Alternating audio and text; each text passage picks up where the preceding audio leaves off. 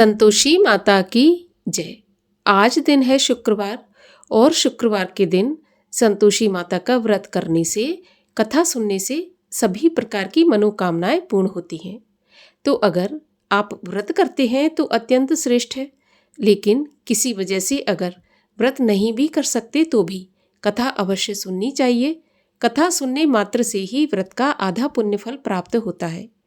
तो आइए आज के इस वीडियो में हम आपको सुनाते हैं संतोषी माता के व्रत की कथा, जिसको कि श्रद्धा भाव से शुक्रवार के दिन अवश्य सुनना चाहिए। तो सब मिलकर प्रेम से बोलिए संतोषी माता की जय। एक बुढ़िया थी और उसके 7 पुत्र थे। 6 कमाने वाले थे, एक निकम्मा था। बुढ़िया माँ 6 पुत्रों की रसोई बनाती, भोजन कराती और पीछे से जो कुछ बचता तो 7वें को देती थी। परंतु वह बड़ा भोला भाला था, मन में कुछ भी विचार नहीं करता था। एक दिन अपनी बहू से बोला कि देखो, मेरी माता मुझ पर कितना प्यार करती है। वह बोली, क्यों नहीं, सबका झूठा बचा हुआ तुमको खिलाती है। तो वह बोला, ऐसा नहीं हो सकता, मैं जब तक अपनी आंखों से नहीं देखूंगा तब तक नहीं मान सकता। तो बहू ने हंसकर कहा, ठीक है, देख लोगे तब तो मान जाओगे। कुछ दिन बाद बहुत बड़ा त्योहार आया। घर में 7 प्रकार के भोजन और चूरमा के लड्डू बने। वह जांचने के लिए सिर दर्द का बहाना बनाकर पतला सा कपड़ा सिर पर ओढ़कर रसोई घर में सो गया और कपड़े में से सब देखता रहा। 6 भाई भोजन करने आए। उसने देखा माँ ने उनके लिए सुंदर सुंदर आसन बिछाए हैं, 7 प्रकार की रसोई परोसी और आग्रह करके उन्हें जिमाती रही और वह कपड़े में से सब देखता रहा। 6 भाई भोजन करके उठे तो माता ने उनकी जूठी थालियों में से लड्डुओं के टुकड़ों को उठाया और एक लड्डू बनाया। जूठन साफ कर बुढ़िया माँ ने बुलाया, उठो बेटा, 6 भाई भोजन कर गए, अब तू ही बाकी है, उठ भोजन कर ले। तो वह कहने लगा, माँ मुझे भोजन नहीं करना, मैं परदेश जा रहा हूँ। तो माँ कहने लगी, कल जाता हो सो आज ही चला जा। वह बोला, हाँ हाँ, मैं आज ही जा रहा हूँ। यह कहकर वह घर से निकल गया। चलते समय बहू की याद आई। वह गौशाला में उपले थाप रही थी।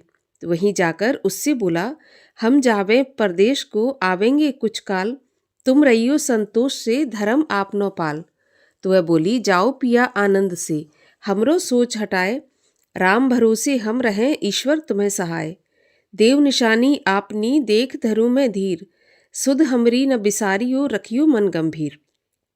तो वह बोला, मेरे पास कुछ नहीं है, ये अंगूठी है सो ले लो और अपनी कुछ निशानी मुझे दो।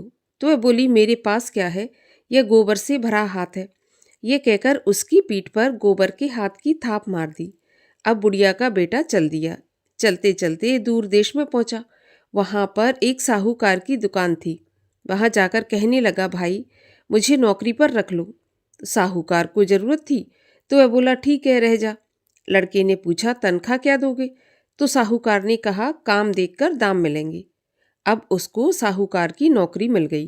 वह सवेरे 7 बजे से रात तक नौकरी करने लगा।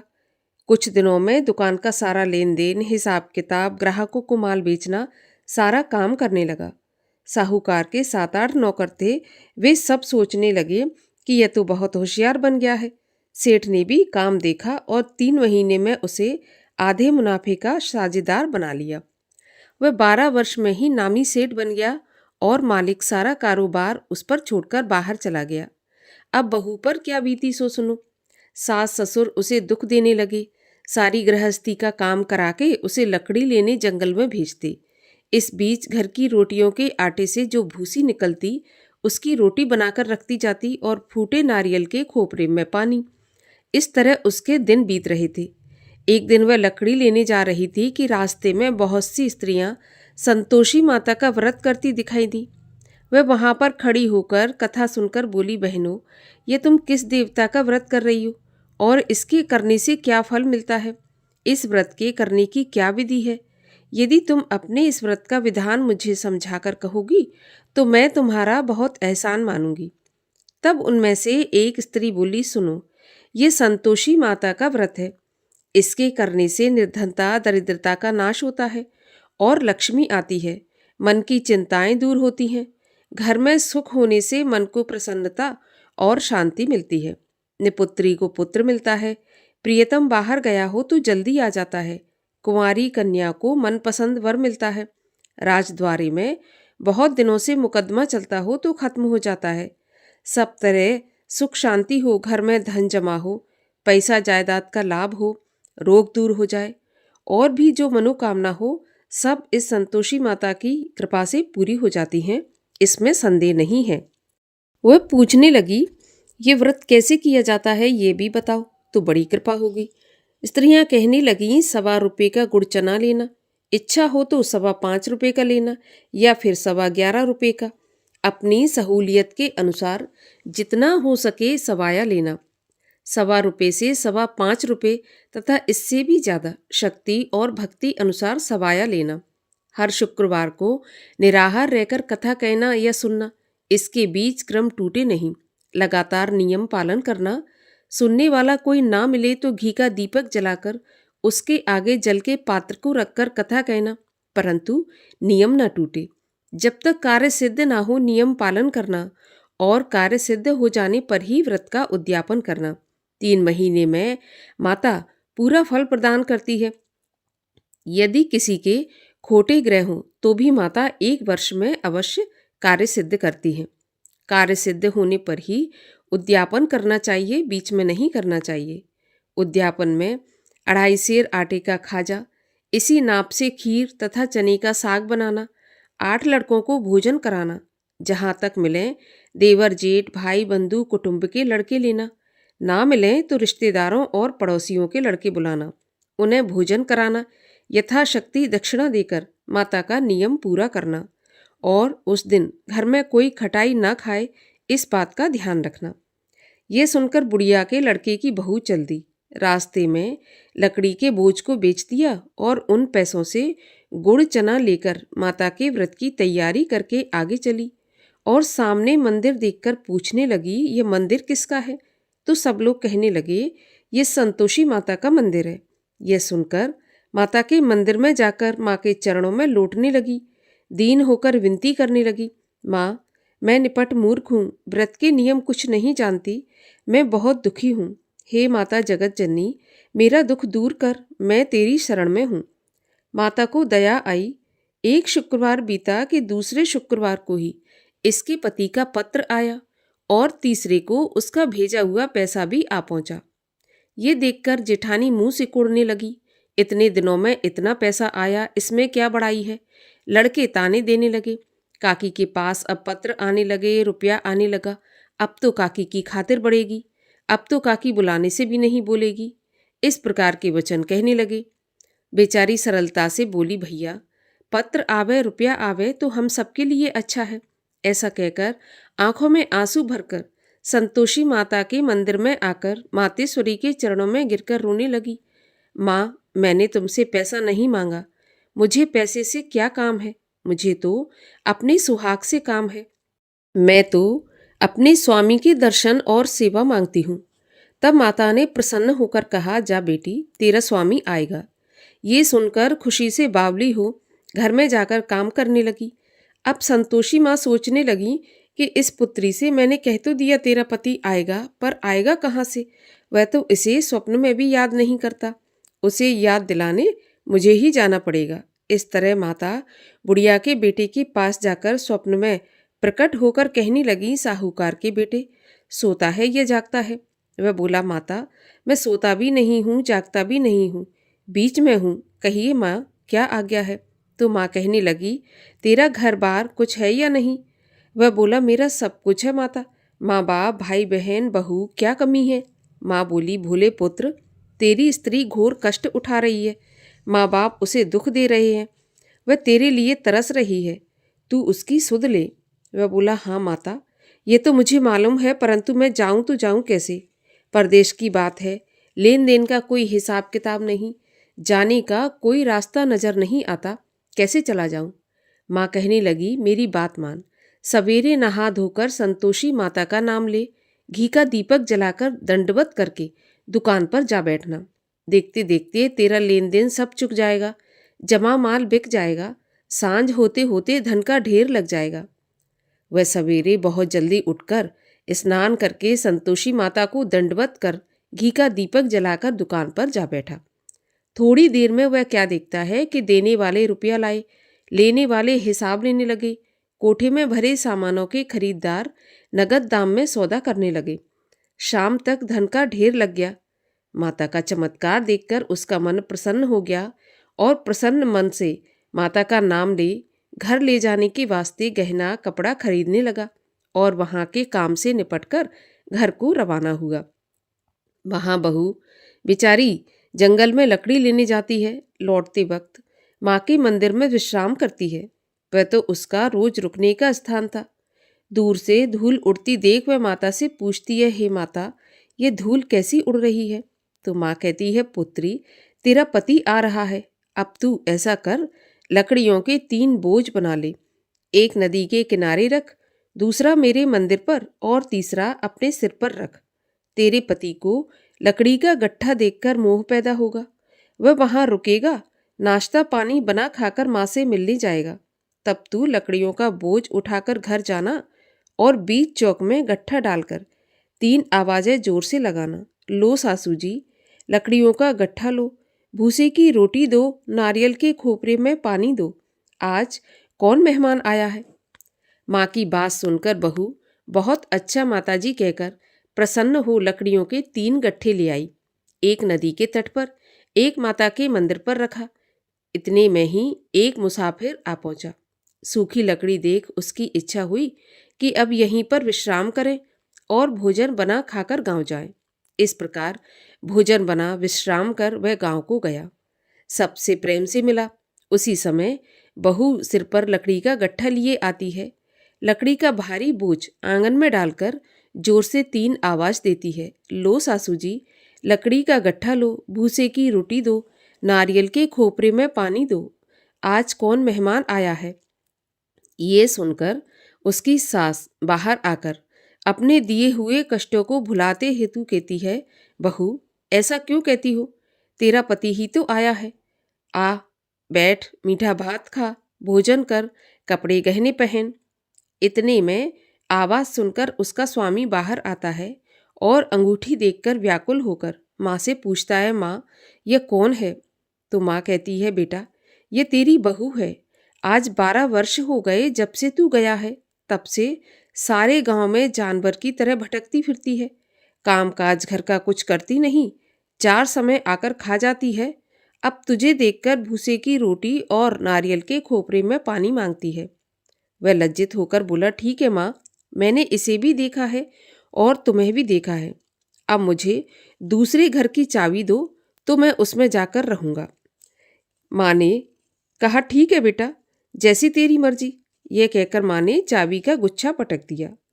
तो उसने चाबी लेकर दूसरे कमरे में, जो कि तीसरी मंजिल के ऊपर था, उसे खोलकर उसमें अपना सारा सामान जमाया। एक दिन में ही वहां राजा के महल जैसा ठाट बाट बन गया।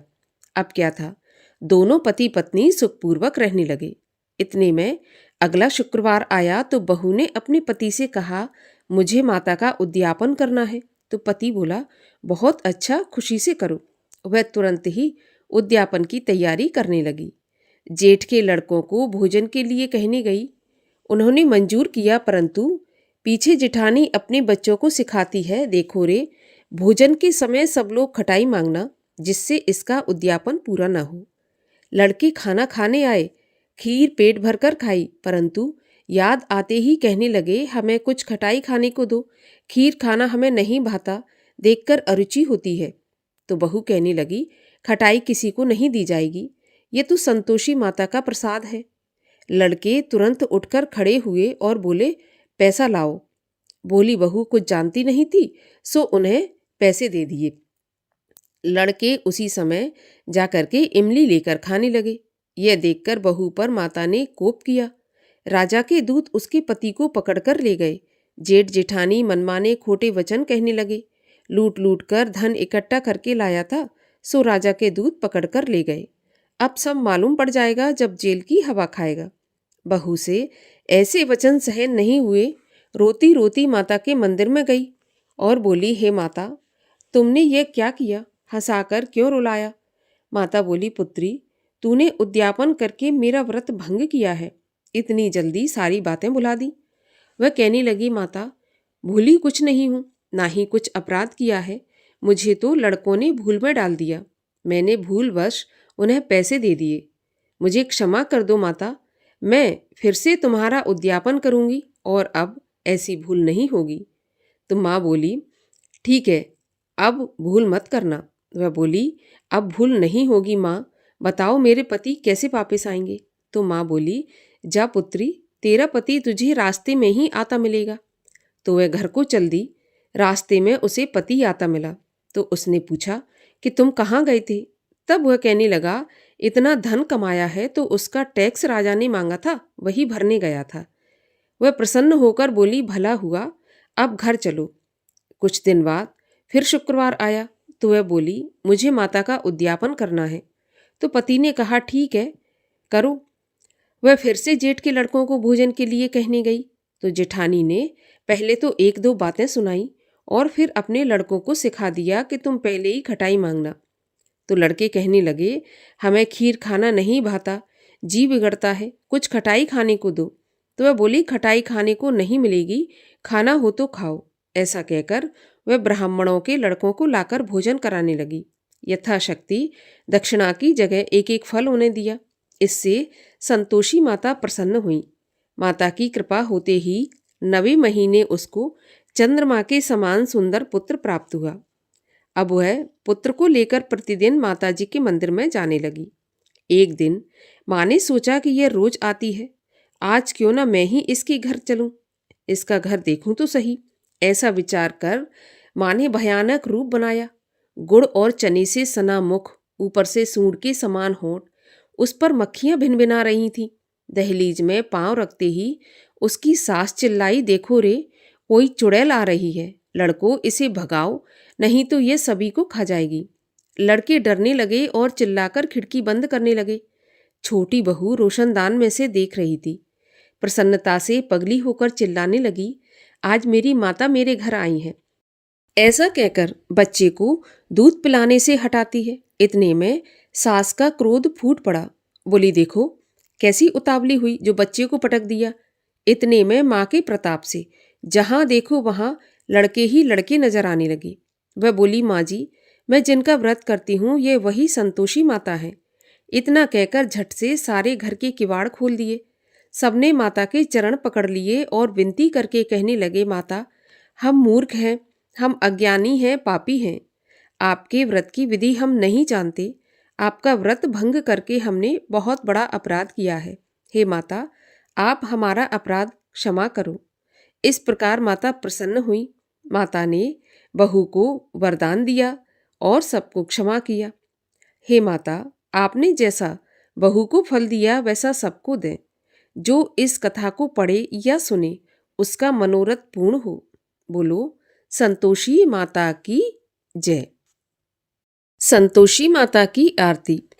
जय संतोषी माता मैया, जय संतोषी माता, अपने सेवक जन की सुख संपत्ति दाता। जय संतोषी माता, सुंदर चीर सुनहरी, माँ धारण की नो, हीरा पन्ना दम के तन श्रृंगार लीनो। जय संतोषी माता, गेरू लाल छटा छवि, बदन कमल सोहे, मंद हसत करुणामयी, त्रिभुवन मन मोहे। जय संतोषी माता, स्वर्ण सिंहासन बैठी, चवर ढुरे प्यारे, धूप दीप मधुमेवा, भोग धरे न्यारे। जय संतोषी माता, गुड़ और चना परम प्रिय, ताम संतोष कियो, संतोषी कहलाई, भक्तन वैभव दियो। जय संतोषी माता, शुक्रवार प्रिय मानत, आज दिवस सोही भक्त मंडली आई, कथा सुनत मोही जय संतोषी माता। मंदिर जगमग ज्योति मंगल ध्वनि छाई, विनय करे हम बालक चरणन सिर नाई। जय संतोषी माता भक्ति भाव मैं पूजा अंगीकृत की जय। जो मन बसे हमारे इच्छित फल दीजय। जय संतोषी माता दुखी दरिद्री रोगी संकट मुक्त किए। बहुधन धान्य भरे घर सुख सौभाग्य दिए। जय संतोषी माता ध्यान धरे जो नर तेरो मन वांछित फल पायो। पूजा कथा श्रवण कर घर आनंद आयो। जय संतोषी माता शरण गहे की लज्जा रखियो जगदम्बे। संकट तुम ही निवारो दयामयी अम्बे। जय संतोषी माता संतोषी माँ की आरती जो कोई जन गावे। रिद्धि सिद्धि सुख संपत्ति जी भर के पावे। जय संतोषी माता। बोलिए संतोषी माता की जय।